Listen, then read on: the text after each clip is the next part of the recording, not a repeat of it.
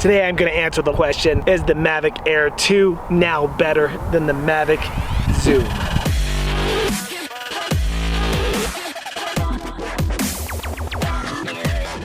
Mavic Air 2 sells for $799 for just the drone. For under $200, you can get the Fly More kit, which comes with a bag, extra batteries, and some filters, and all the bells and whistles that you could probably ever want if you're a consumer hobbyist. The Mavic Zoom sells for over $1,300 and costs another $400 to get the Fly More kit, to get the extra batteries, bells and whistles, and it still doesn't even come with ND filters. I bring up these price points because it's pretty important that even though I'm going to show you the differences in the zoom features in these two drones, and there are some differences, you need to keep in mind what's relevant to the price that you pay. It's pretty incredible that you get so much for the price in this when you used to have to pay so much more to get all that. Now this can do more than the other one when it comes to zoom. This video we're just gonna focus on using the zoom to fly around, manually zooming and doing things with the zoom while we zoom. So make sure to stay tuned to the end of this video after we look at this footage, and I'll tell you my thoughts on if I think it's worth the price difference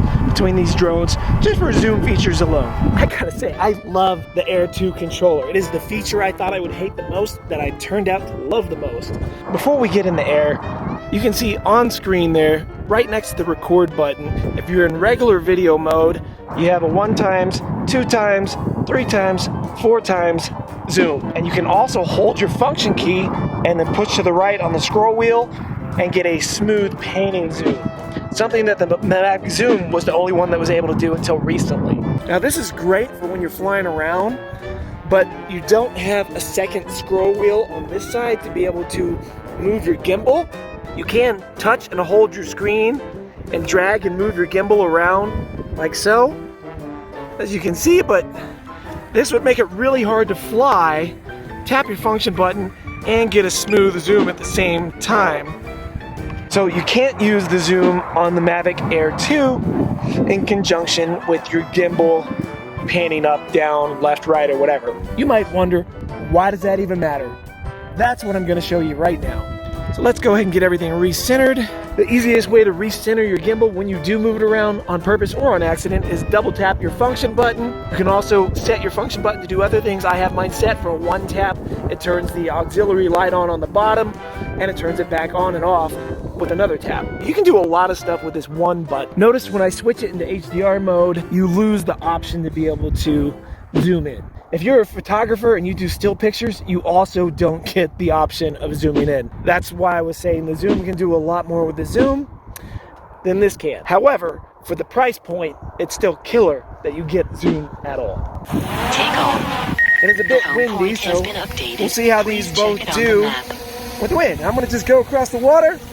Yeah, that's right, water. And we'll pan by those rocks over there. We're gonna just fly it in normal mode. It is really struggling against this wind to get across there. The problem is I'd like to do a nice smooth zoom on that, but as you can see, I'm doing a left stick to the left and the right, or the left stick to the right and the left stick to the left to get that panning shot right there.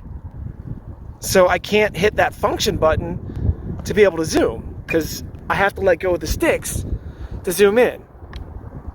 So right there, as cool as that is, it doesn't really help me get that cinematic cool zooming shot, which I'll show you with the other drone in just a second. For me to zoom into something, I need to be sort of at a standstill, or at least just using the right stick. So we're gonna go straight towards us, and we're gonna zoom in at the same time. And that works. And I can even strafe to the right as I'm zooming, and you can do that. However, unless you have a third hand, that would be an absolute bitch to do much anything else. You can see, like, the zoom is cool. It's a cool thing to have. Is it really that functional? If you're going for cinematic, that's where DJI gets you. There is not that other wheel, and you really need the wheel over here to be able to zoom while you're doing stuff. Everyone is like, okay, so you can zoom while you're flying, and not really. I mean, you sort of can, but not really.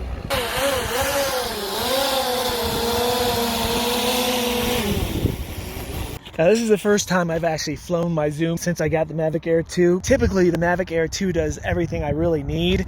And it's a little smaller, the bag itself is a little lighter, and it has pretty much the same flight time that the Zoom has. You do fly it with the Go Forward instead of the Fly app, which has a lot of features in it that the Fly app still hasn't quite adapted. They are doing updates on it all the time. It is getting more stuff constantly, so it's not bad. It's a lot better now than it was when it was just on the Mavic Mini. I'm gonna go ahead and try and do that same shot around those rocks and show you how you can adjust the gimbal and the zoom at the exact same time on this, and then put both of those shots side by side so you can sort of see how different they can look. And that's what it comes down to. What is the look you need for the projects you're creating? Take off. The home point has been updated. Please check it on the map. So on the left hand side on this one, as you can see, that's the gimbal up and down. And on the right, if you pull to the right, it zooms. If you pull back, it zooms. You can see the bar on the screen. You can drag that to zoom. And here we go, over water again.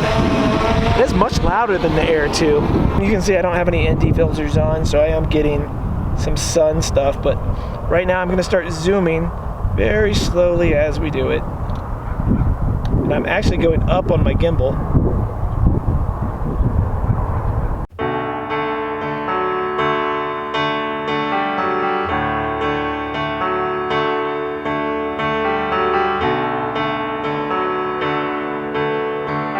Great example is needing that gimbal is going up like towards these houses.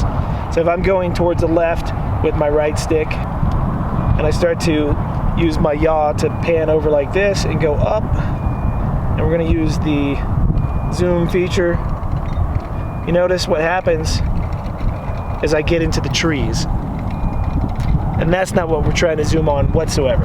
So let me zoom out and I'll show you again what happens. You can then control the gimbal by doing the same movement, and we're going to start yawing and we're going to start zooming, but as I zoom in slowly, I'm actually going to pitch the gimbal up. And you can see as I zoom in, we can keep something in focus and where we want it to be. That wasn't very smooth, but you get the idea. Let's go ahead and bring it back out. And you can see we were nowhere near that house. Like at all. We're now flying back towards us,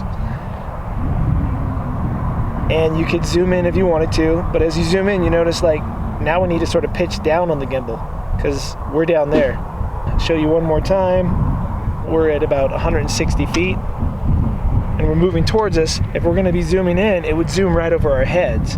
So you start going downwards at the gimbal at the same time that you're zooming in, and you get a nice smooth transition. That is not something you can do with the Air 2. Now, do you need to do that? It depends. If you live in the city and you fly around big buildings a lot, yeah, that could come in pretty handy.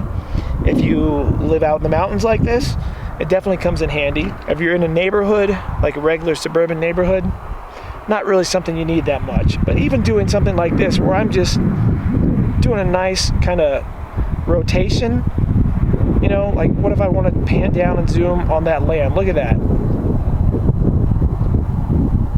That's such a cool effect. It takes practice to get those smooth. Those are not easy to do. I'll tell you, this seems to handle the wind a lot better too than the Air 2 did. Maybe I should go out on a windy day and put all these drones up next to each other and see how they do. There's something else that I hear a lot of people saying, well, can you do the Dolly Zoom effect? And well, with either of these drones you can. In the Zoom, you actually go to your quick shots and you will select your Dolly Zoom, and it just does it. With the Mavic Air 2, you're gonna have to do it in post as well. So let me show you what it looks like if we manually do one with the Zoom as well as manually do one with the Air 2.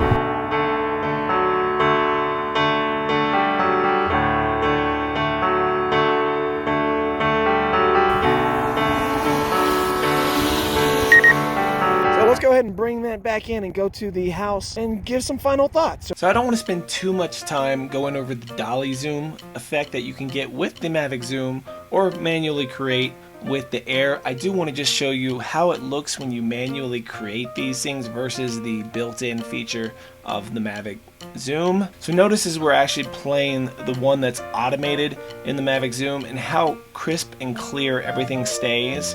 When you manually do these to try to get the similar effect, they don't typically look as good. Let's take a look at the Zoom one where I use Ken Burns to simulate the Dolly Zoom effect. If you don't zoom in as close, you won't get as pixelated. As we watch this, you can see it's a more drastic and quick effect, but how pixelated it gets at the end. And then we watch the same thing done on the Air 2, and you'll see the same thing. It's something to keep in mind is the zoom on the Air 2 is actually digital. So when you zoom in too far and then crop in again, it gets sort of pixelated a little bit more than what you would with the zoom on the Zoom, because it is actually an optical zoom before it goes into a digital zoom, and for some reason the digital zoom on the Zoom is actually crisper and cleaner than the digital zoom on the Air 2. Definitely something to keep in mind if zoom is your priority. If you would like to see more videos showing more about the differences between the Zoom and the Air 2, or any of the other drones I own in the Air 2, or if you're interested in seeing the Mini 2 when that comes out versus the Air 2, let me know now and I'll start putting away some money to pick up the Mini. I was on the fence about the Mini 1. I ended up passing on that. The Mini 2, if it does come with OcuSync like it is rumored to do, has my interest. Thanks everyone for watching. Let me know in the comments below what I missed and what you're interested in seeing in a future video.